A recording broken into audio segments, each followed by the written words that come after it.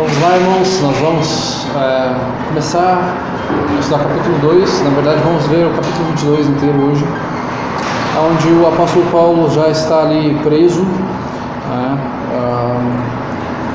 ele chega a Jerusalém, aquela profecia se cumpre de Paulo ir preso e está sendo então interrogado. Paulo toma a palavra no capítulo 22, nós vamos ver então aqui, primeiramente, vamos ver os primeiros versículos aqui, vamos ler capítulo 22 de Atos, vamos lá, até o versículo 5. Irmãos e pais, ouvi agora a minha defesa perante vós. Quando ouviram que lhes falava em língua hebraica, guardaram maior silêncio ainda. E continuou: eu sou judeu, nasci em Tarso da Cilícia, mas criei-me nesta cidade e aqui fui instruído aos pés de Gamaliel, segundo a exatidão da lei de nossos antepassados, sendo zeloso para com Deus, assim como todos vós sois no dia de hoje. Persegui este caminho até a morte, prendendo e metendo em cárceres homens e mulheres, de que são testemunhas o sumo sacerdote e todos os anciãos. Destes recebi cartas para os irmãos e ia para Damasco, no propósito de trazer maniatados para Jerusalém os que também lá estivessem, para serem punidos. Então o apóstolo Paulo começa a sua defesa. O texto fala aqui que ele começa a falar em língua hebraica. E quando ele começa a falar em hebraico, todo mundo fica em silêncio. Porque apesar de ele estar em Jerusalém, a língua havia se perdido. Poucos ali sabiam a língua hebraica. Quando Paulo começa a falar, todos ficam estupefatos, ficam ali surpresos. Este homem aqui falando na língua hebraica, que poucos sabem, apenas pessoas muito instruídas conseguem falar na língua hebraica. E Paulo começa a falar e já desde o princípio ele toma a atenção do povo falando em hebraico. E aí ele começa então a dar as credenciais que ele tinha, porque eles haviam acusado o apóstolo Paulo de que ele estava contra o templo, contra a lei, de que ele estava blasfemando contra Moisés, de que ele estava introduzindo gentios no templo, que seria algo terrível, que era inclusive contra a lei colocar gentios dentro do pátio, que não existia o pátio dos gentios, mas ele era acusado de levar gentios onde apenas judeus, era a exclusividade dos judeus entrar no pátio dos judeus. E aqui então ele começa a trazer a sua defesa, falando que ele era judeu, como havia sido colocado ali a questão de que ele era grego, que ele estava ali com alguns sicários para criar um levante, uma revolução. Ele fala: não, eu sou judeu, eu nasci em Tarso, mas eu cresci em Jerusalém. Isso era o status. Olha, eu sou de Tarso, eu sou nascido em Tarso, mas eu fui criado em Jerusalém, o que era um grande status. Poxa, eu fui criado em Jerusalém, num lugar que era considerado sagrado, onde está o templo do Senhor. E ele então fala: eu fui criado aqui, eu fui instruído aqui, eu cresci aqui, eu fui instruído aos pés de Gamaliel, que era um dos grandes mestres da época, muito influentes na época, também era um grande status. Fala: fui instruído aos pés de Gamaliel. Existiam duas escolas na época, uma escola mais liberal, digamos assim, acerca da lei de Deus, e uma escola mais fundamentalista. E ele então foi instruído aos pés de Gamaliel. Ali ele já chama a atenção, olha, ele não é qualquer um. E o texto fala que ele foi instruído segundo a exatidão da lei de nossos antepassados. Aqui ele coloca começa a defesa dele: olha, eu conheço a lei, eu fui instruído conforme a lei, segundo a exatidão da lei dos nossos antepassados, sendo zeloso para com Deus, assim como todos vós sois no dia de hoje. Ele é instruído aos pés de Gamaliel, ele é instruído acerca da lei e ele é zeloso pela lei. Mas ele é zeloso em que sentido? O zelo pode acontecer, mas o próprio apóstolo Paulo vai falar em Romanos capítulo 10, versículo 2, que existe o zelo, mas o zelo sem entendimento.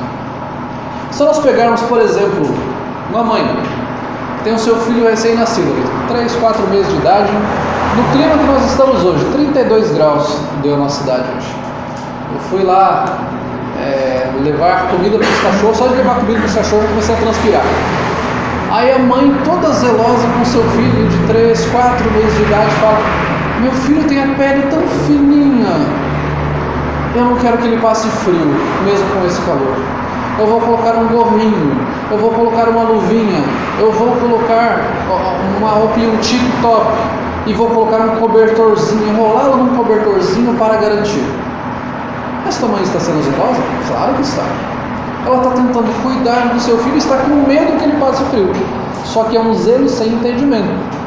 Porque de acordo com os pediatras, eles falam: olha, realmente a pele do bebê ela é mais fina, mas ela não é tão diferente a nossa temperatura, ela não sente tanto a temperatura. Você tem que tomar maiores cuidados, mas não assim. A temperatura está desse jeito, aí a criança está chorando, berrando, você fala: tem que levar a criança para o médico, porque ela não para de chorar, porque ela está inquieta, o que será que está acontecendo? Aí chega lá no médico e ele fala: mãe, você é louca? Tira essa coberta dessa criança, tira esse gorro, tira essa luva. Ele está com calor, ele está com sede, por isso ele está chorando, ele não está doente. A mãe tem o zelo, ela tem cuidado, mas ela não tem o entendimento, porque ela tem medo que o filho passe frio. Uma criança pode ser zelosa também pela sua aparência. Ela vê a mãe passando o batom e a maquiagem e fala: como minha mãe está bonita, eu quero ficar bonita igual minha mãe. E vai aquela menininha lá no banheiro da mamãe para ficar bonita igual a mãe, e pega o seu batom e passa aqui, aqui e aqui. E ela vai até a mãe e fala: mamãe, olha como eu fiquei linda igual você. Ela foi zelosa pela sua aparência? Claro que foi, mas ela não tem entendimento, né? E poderíamos citar vários outros exemplos aqui, mas eles são suficientes. Porque é importante ter um zelo? Claro que é, mas ele tem que andar junto com o entendimento, que é isso que o apóstolo Paulo fala em Romanos capítulo 10, versículo 2. Ele fala que eles tinham zelo, porém sem entendimento. Eles guardavam a lei sem entendimento. Começavam a criar regras para guardar a lei de uma forma melhor. Já citamos exemplos aqui, olha, é necessário guardar o dia de sábado, a lei mandava guardar o dia de sábado. Então não podemos trabalhar, não podemos fazer nada. Então vamos proibir inclusive de cuspir no chão. Não pode se cuspir no chão. Porque quando você dá uma cuspida no chão, vem o vento e ara a terra e isso é trabalho. Então você está pecando. É um zelo, sem entendimento, se tornou um legalismo. Não se pode olhar muito para a sua aparência, no reflexo do espelho, porque senão você vai querer fazer uma maquiagem e pentear o cabelo do seu trabalho. Não pode olhar. Zelo sem entendimento. Então o apóstolo Paulo ele era zeloso, mas ele não tinha esse entendimento. Era um entendimento legalista da lei de Deus. Ele fala, Filipenses capítulo 3, versículo 6, vai falar que ele, segundo o zelo, ele era perseguidor da igreja. Então, pelo zelo que ele tinha, pelo entendimento que ele tinha, ele perseguia a igreja. E é isso que o texto do capítulo 22 está falando aqui, de que ele perseguia os cristãos, colocava os cristãos na cadeia, de que perseguia o caminho até a morte. Ele tinha zelo pela lei de Deus, mas ele não tinha o entendimento acerca de Cristo. Ele não conhecia o Cristo. Tinha o zelo sem o entendimento, sem o conhecimento de Cristo. Então não adianta nós termos apenas zelo, nós precisamos ter entendimento. Vou fazer uma comidinha maravilhosa. Vou aqui agradar meu cônjuge. Vou pegar aqui esta carne maravilhosa. Vou colocar todos os temperos que tem aqui na minha casa, porque eu sei que o meu cônjuge gosta de uma carne bem temperada. Vou pegar coentro, mostarda, páprica, vou pegar aqui pimenta do reino, curry, todos os outros, e coloco lá um monte de tudo, porque eu gosto de uma coisa temperada. Foi zeloso? Foi. Sem entendimento. Que vai chegar lá e falar, só está com gosto de temperos. Então é necessário entendimento. É importante ter, mas tudo tem a sua dosagem. tudo tem a sua pitada. É o zelo com o entendimento. É saber o que você está fazendo de verdade. Não apenas fazer algo, mas entender o porquê. E Paulo não tinha esse entendimento, esta revelação acerca do Messias, e por isso ele tinha apenas o zelo e perseguia a igreja e consentia com a morte de cristãos e prendia cristãos. Porque ele entendia, não, eles são contra a lei de Deus, então vou prendê-los, vou mandar matar. É o zelo sem entendimento, que é o que pode acontecer com muitos na igreja hoje, de terem o zelo. Zelam pelos membros da igreja, por exemplo. Eu sou zeloso, eu amo os irmãos da igreja, então não vou repreendê-los, não vou discipliná-los, não vou excluir aquele que está em pecado impenitente, porque senão ele vai ficar magoado ou ele vai sair da igreja. É um zelo sem entendimento, porque a Bíblia nos manda fazermos esses passos de disciplina quando são necessários, quando há alguém em pecado na igreja. Não importa só o zelo sozinho, sem entendimento não dá nada. Eu acabo dando vazão às minhas motivações e não à glória de Deus. Então é o zelo. Puxa vida, precisamos atrair mais pessoas, e a palavra de Deus fala que o Espírito Santo é quem vai convencer, mas eu posso usar de ferramentas aqui para que as pessoas sejam convencidas, para que elas sejam atraídas para vir ao culto. Esse é um dos grandes maus, um dos grandes malefícios da igreja, que é o pragmatismo. O que as pessoas do mundo estão mostrando? Elas gostam de funk, então como sou zeloso, eu quero que elas venham à igreja, eu vou fazer um funk gospel e colocar na igreja para que as pessoas venham. Você tem zelo no sentido de que você quer que mais pessoas venham e creiam em Cristo, mas é um zelo sem entendimento. Você não está glorificando a Cristo como está hoje. Então é o cuidado que nós vamos tomar. Senhor, dá-nos zelo, mas um zelo com entendimento. Assim como o apóstolo Paulo tinha esse zelo, mas o Senhor abriu o seu entendimento. E nós vemos aqui então a partir do versículo 6 e vemos até o versículo 11. Ora, aconteceu que indo de caminho e já perto de Damasco, quase ao meio-dia, repentinamente, grande luz do céu brilhou ao redor de mim. Então caí por terra, ouvindo uma voz que me dizia: Saulo, Saulo, por que me persegues? Perguntei: quem és tu, Senhor? Ao que me respondeu: eu sou Jesus, o Nazareno, a quem tu persegues. Os que estavam comigo viram a luz, sem contudo perceberem o sentido da voz de quem falava comigo. Então perguntei: que farei, Senhor? E o Senhor me disse: levanta-te, entra em Damasco, pois ali te dirão acerca de tudo que te é ordenado fazer. Tendo ficado cego por causa do fulgor daquela luz, guiado pela mão dos que estavam comigo, cheguei a Damasco. Paulo aqui se torna impotente diante de Cristo. Ele era tão poderoso, mas cai por terra, se torna cego, não vê mais nada à sua frente, cai por terra. Todo aquele que em algum momento está longe de Cristo, todos nós já nascemos rebeldes contra o Senhor. Em algum momento nós nos encontramos com Cristo, nós caímos por terra. Nós não temos outra opção senão cairmos diante da glória dele. E em meio a tudo aquilo, ficarmos estarrecidos. O que está acontecendo? E o Senhor, mesmo que não fale com essas palavras, o princípio vai ser o mesmo. Eu sou o Cristo a quem você perseguia. Porque todos nós, antes de crermos em Cristo, perseguimos o Evangelho, de uma forma ou de outra, negando o Evangelho, não amando a Cristo. Não amar a Cristo é perseguir o Evangelho. O próprio Cristo diz: quem não é por mim é contra mim, quem comigo não ajunta espalha. E quando nós somos achados por Cristo, Ele nos coloca por terra e Ele nos confronta: você é aquele que me perseguia. E o Senhor então fala aos nossos corações, fala conosco. Perceba que Ele faz esse relato de Atos capítulo 9, quando Ele tem esse encontro com Cristo. Ele fala: eu compreendi o que Cristo estava falando, mas aqueles que estavam comigo, ouviam, mas não compreendiam nada. Não é assim muitas vezes? Não foi assim conosco, de repente?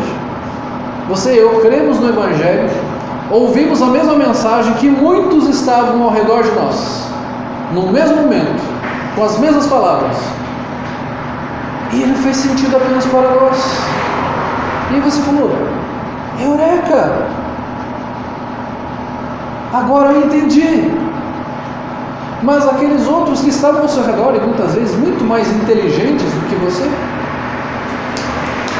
não fez sentido algum para eles, assim como para aqueles que estavam com Paulo. Ele está falando no texto que eu compreendi, mas aqueles que estavam comigo não compreenderam. Os que estavam comigo viram a luz, sem contudo perceberem o sentido da voz que falava comigo. Não entendiam nada, ouviram, mas não fazia sentido.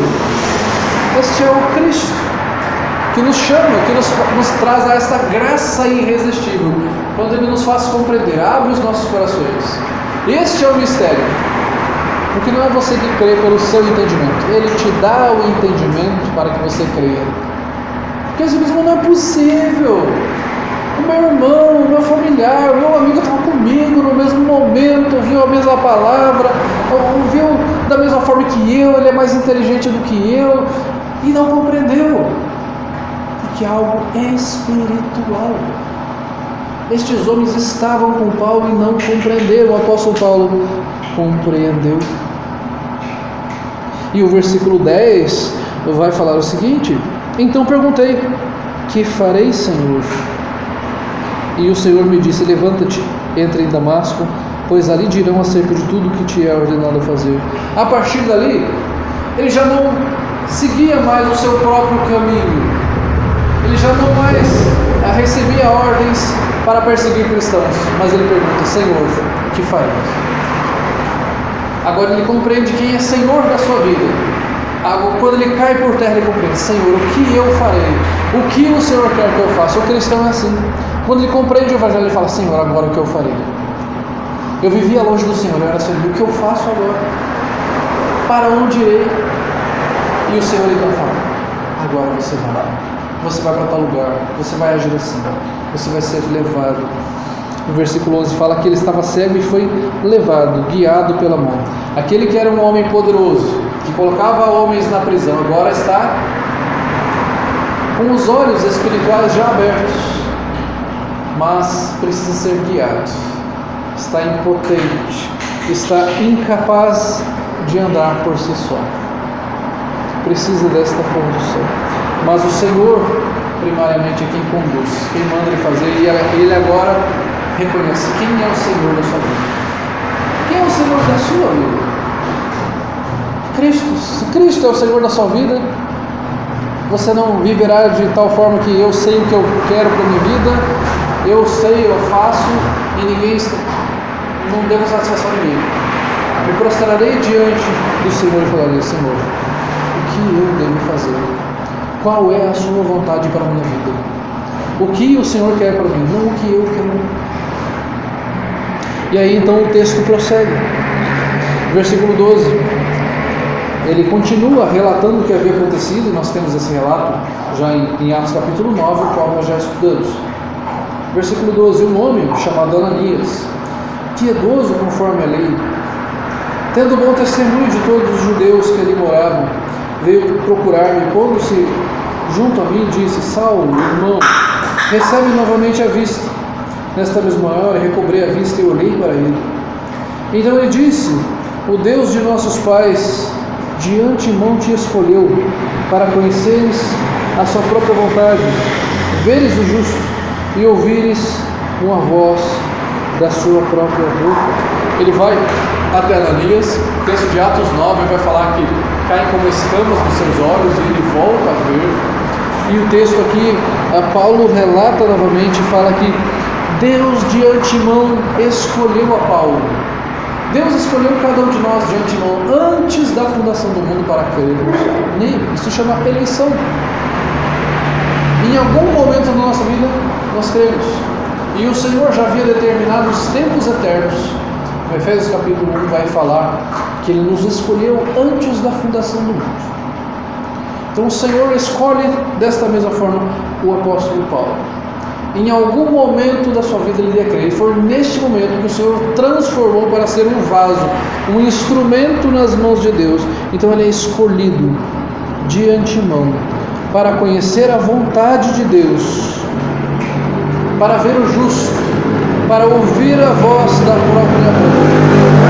Então, a partir do momento que ele conhece a Cristo, ele vê o justo, ele ouve a voz de Cristo da sua própria boca. Ele tem um relacionamento íntimo com Cristo. Nós temos um relacionamento com o Senhor. Nós ouvimos a voz de Deus através da sua palavra. Nós vemos revelado o caráter de Cristo por meio da palavra de Deus.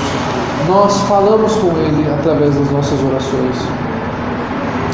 Versículo 16 fala: e agora, por que te demoras? Levanta-te, recebe o batismo e lava os teus pecados, invocando o nome dele. Então aqui, a partir deste momento, Paulo é batizado.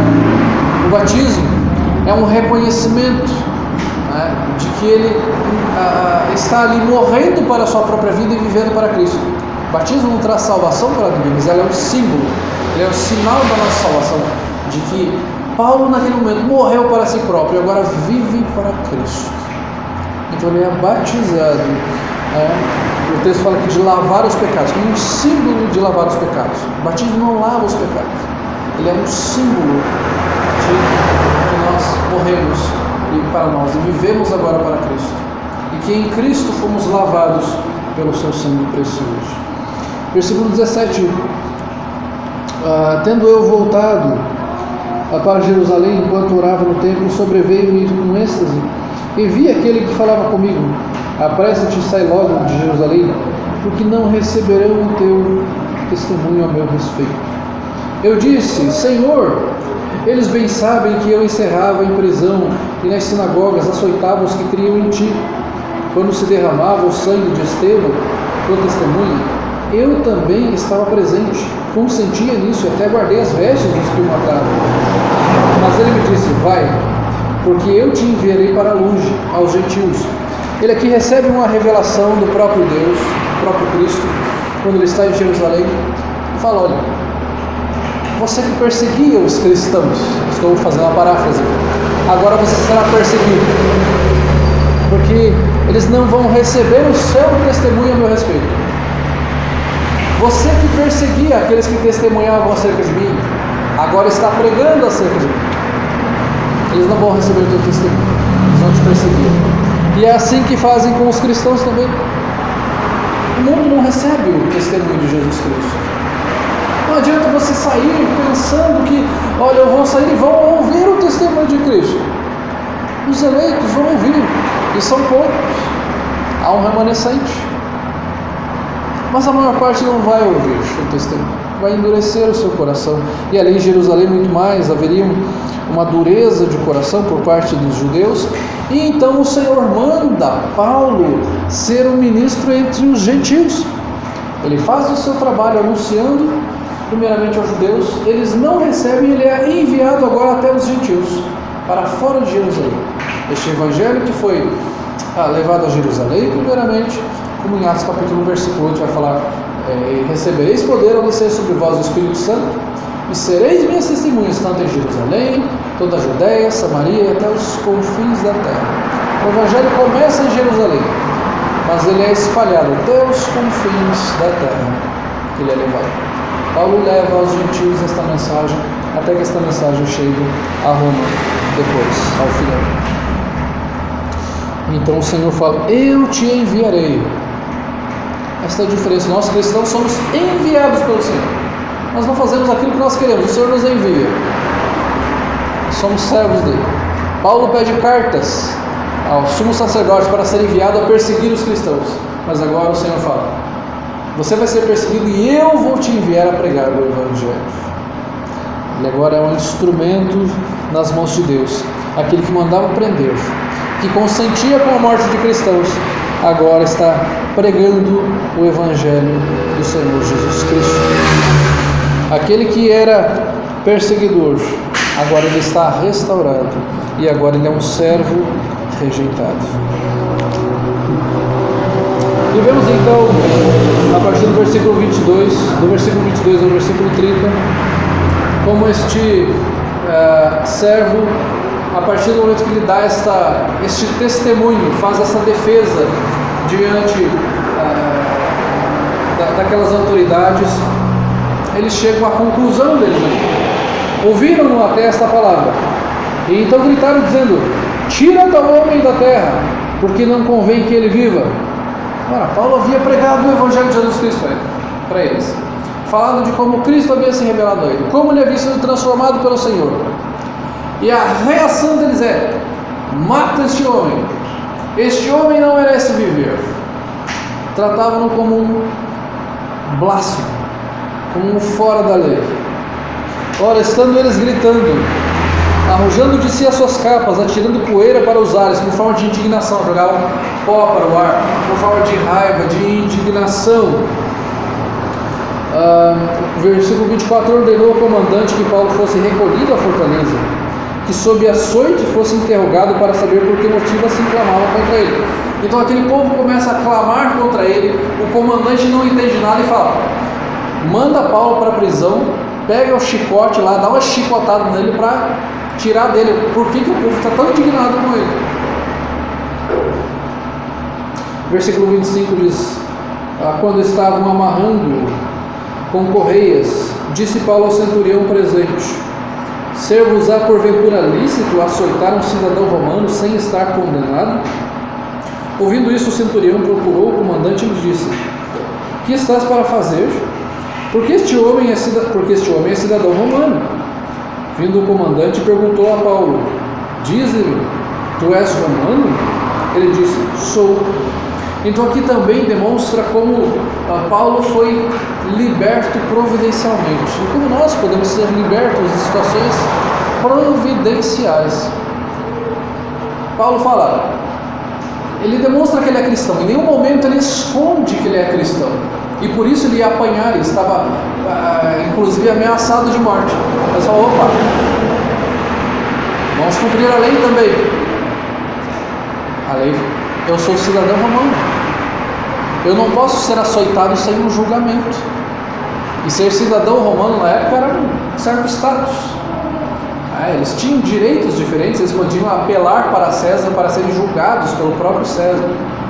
Ele fala: não, eu sou um cidadão romano e não posso ser açoitado. Já havia acontecido isso em outras circunstâncias, no capítulo 16, versículo 36, já havia acontecido já um relato sobre essa questão.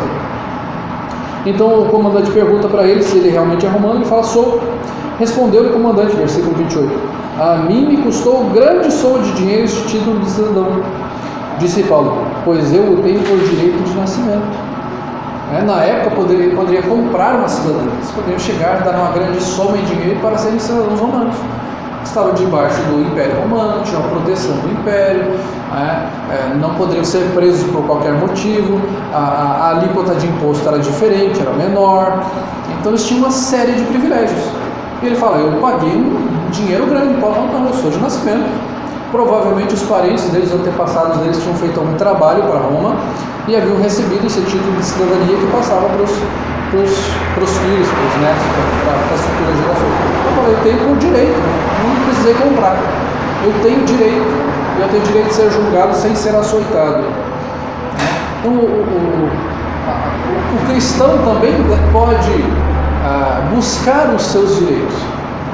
Não no sentido de dar uma carteirada, você sabe com quem você está falando, não isso, mas de você ter os seus direitos, como um cristão, como mesmo em situações em que você fala: olha, eu tenho o direito de ser tratado de uma outra forma, eu tenho o direito de não passar por esta circunstância, por esta situação. Como uma pessoa tem um direito, por exemplo, vai até um presídio, um advogado tem o direito de entrar sem ser revistado. Um cristão num hospital, um pastor, um capelão, ele tem o direito de entrar lá fora de horário de visita, ele pode entrar numa UTI. Então eu, como cristão, como pastor, muitas vezes cheguei no hospital e falei: olha, eu vim visitar tal pessoa, está na UTI, fui algumas vezes em UTI já. Eu sou pastor, E aí eu tenho a entrada lá. Você tem este direito, não é questão de dar uma carteira, é um direito, está na lei. Ah, não, é um direito. Você pode entrar, um pastor, um ministro. Você tem uma posição lá, você tem um curso, alguma situação em que você tem direito de alguma situação. Eu tenho direito, eu posso fazer, eu posso visitar, eu posso entrar. Você não pode me punir por isso, o governo, pela lei, não pode me punir por aquilo que eu estou pregando, porque eu estou pregando acerca da palavra de Deus no nosso país, porque eu tenho liberdade de culto. Não, mas nós não podemos falar sobre este assunto, porque senão teremos coisa. Não, eu estou falando aquilo que a palavra de Deus está falando. É isso que se o governo, por algum motivo, tentar nos intimidar, você fala, não, nós temos liberdade de expressão e liberdade de culto. Então, portanto, porque aquilo que nós estamos falando está na palavra de Deus e você não pode me impedir de falar. Então é direito do povo de Deus, de qualquer assunto que a palavra de Deus fala. Ah, eu vou deixar de falar porque senão nós vamos ficar... Não, eu vou falar porque é direito do povo de Deus. Nós temos liberdade de culto e podemos falar.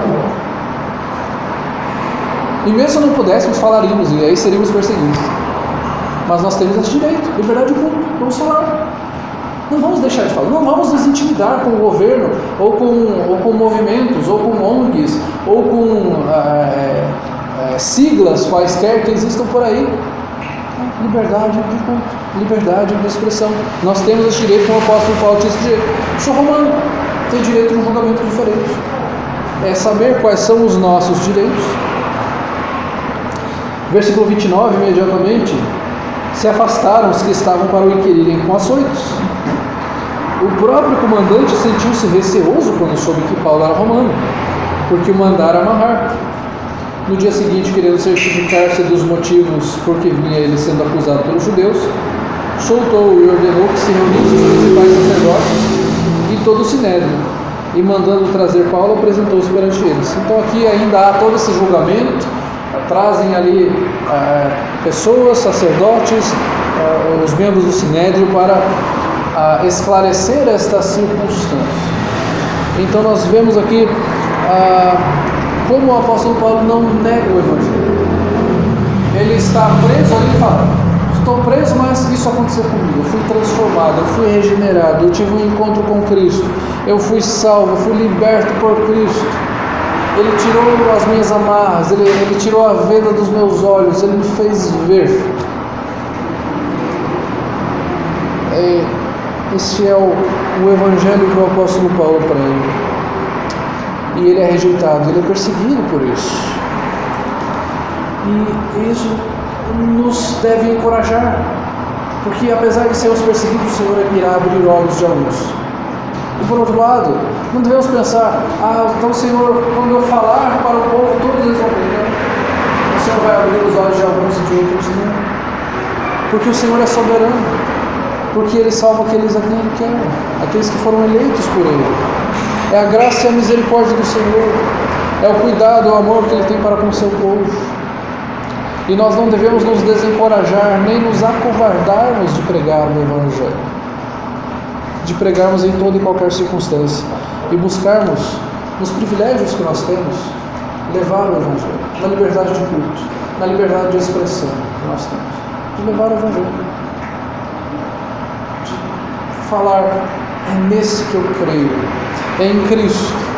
Um dia eu estive nesta situação, hoje eu estou salvo, hoje eu vejo. Antes eu era cego, agora eu vejo. Eu vejo por Cristo Jesus. Que o Senhor nos abençoe.